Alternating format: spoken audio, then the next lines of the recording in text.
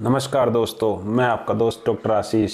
दोस्तों, आज का हमारा वीडियो फेफड़े की ताकत को बढ़ाने के लिए है। दोस्तों, हमारे लंग्स यानी कि फेफड़े हमारे शरीर का एक बहुत ही महत्वपूर्ण ऑर्गन है। दोस्तों, ये जो लंग्स होते हैं ये हमारे ब्लड के अंदर ऑक्सीजन एंटर करने का काम करते हैं। ये रक्त को शुद्ध करके उसके अंदर से कार्बन डाइऑक्साइड को बाहर निकाल देते हैं और उसके स्थान पर ब्लड के अंदर शुद्ध ऑक्सीजन को मिला देते हैं। उसके बाद हमारे फेफड़ों से ये शुद्ध रक्त हमारे दिल तक पहुंचता है और दिल उसे पंप करके शरीर के प्रत्येक कोशिका तक पहुंचा देता है। दोस्तों, इसी से ही हमारे शरीर को एनर्जी मिलती है, हमारे शरीर को ताकत मिलती है। दोस्तों, अगर किसी व्यक्ति का लंग्स कमजोर है तो उसे थोड़ा थोड़ा काम करने में थकावट होने लगती है, क्योंकि लंग्स ठीक से ब्लड को शुद्ध नहीं कर पा रहे हैं, लंग्स ठीक से ब्लड के अंदर ऑक्सीजन को नहीं डाल पा रहे हैं और ऑक्सीजन की कमी की वजह से हमें बेहद थकान होती है, हमारा सांस फूलने लगता है। दोस्तों, अगर किसी व्यक्ति का लंग्स कमजोर है तो थोड़ी सी सर्दी लगने पर ही उसके अंदर, उसके फेफड़े के अंदर म्यूकस जमा होने लगता है, मलगम बनने लगता है। अगर फेफड़े कमजोर हैं तो थोड़ी सी सर्दी लगने पर ही व्यक्ति की सांस फूलने लगती है, व्यक्ति को अस्थमा के अटैक आने लगते हैं। व्यक्ति थोड़ा सा काम करने पर, थोड़ा सा चलने फिरने पर हाँफने लगता है और इसी कंडीशन को हम अस्थमा कहते हैं। दोस्तों, आज की वीडियो में मैं आपको दो ऐसी होम्योपैथिक मेडिसिन बताने वाला हूं जो आपके फेफड़ों की शक्ति को बढ़ा देती है, जिससे फेफड़ों की नलियों के अंदर ठीक से ऑक्सीजन जाने लगती है,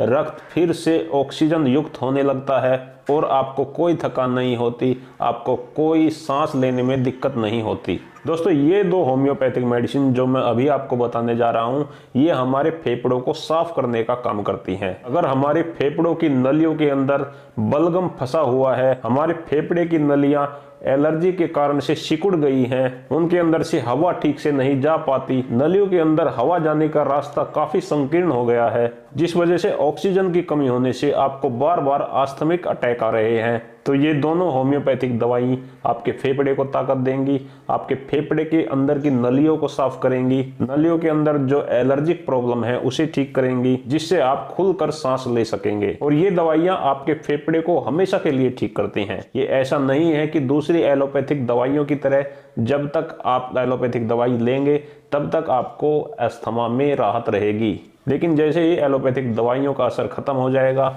आपका अस्थमा वापस से लौट जाएगा।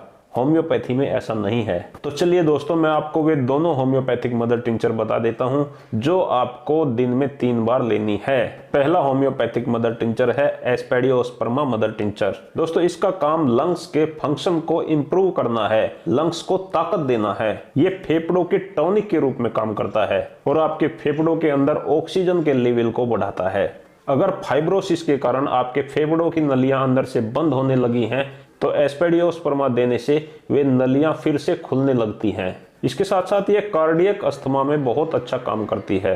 अगर आपको हार्ट प्रॉब्लम की वजह से अस्थमा के अटैक आते हैं तो उसमें भी एस्पेडियोस्पर्मा देने से तुरंत लाभ मिल जाता है।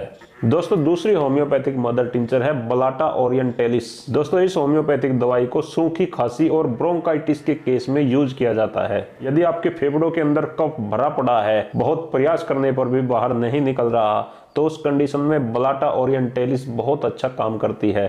दोस्तों, इसका मुख्य काम कंजेशन को खत्म करना है, यानी कि ये दवाई आपके फेफड़े को साफ करती है, फेफड़े के अंदर जो बलगम भरा हुआ है उसको पतला करके बाहर निकाल देती है। यानी कि इन दोनों दवाइयों में एक तो आपके बलगम को बाहर निकालने का काम करती है, दूसरी फेफड़े में टॉनिक का काम करती है, यानी दूसरी आपके फेफड़े को ताकत देगी। तो इस तरीके से दोनों दवाई मिलके आपके फेफड़े के लिए अमृत औषधि का काम करती हैं। दोस्तों, अब इन दोनों मदर टिंचर को यूज करने का तरीका मैं आपको बता देता हूं। आपको आधा कप गर्म पानी लेना है, इसमें 15 बूंदे आपको एस्पेडियोस्पर्मा की डालनी है और 15 बूंदे आपको बलाटा ओरिएंटेलिस की डालनी है। तो इस मिश्रण को आप दिन में 3 बार पीजिए। तो दोस्तों, पहले दिन से ही आपको अस्थमा में लाभ मिलेगा।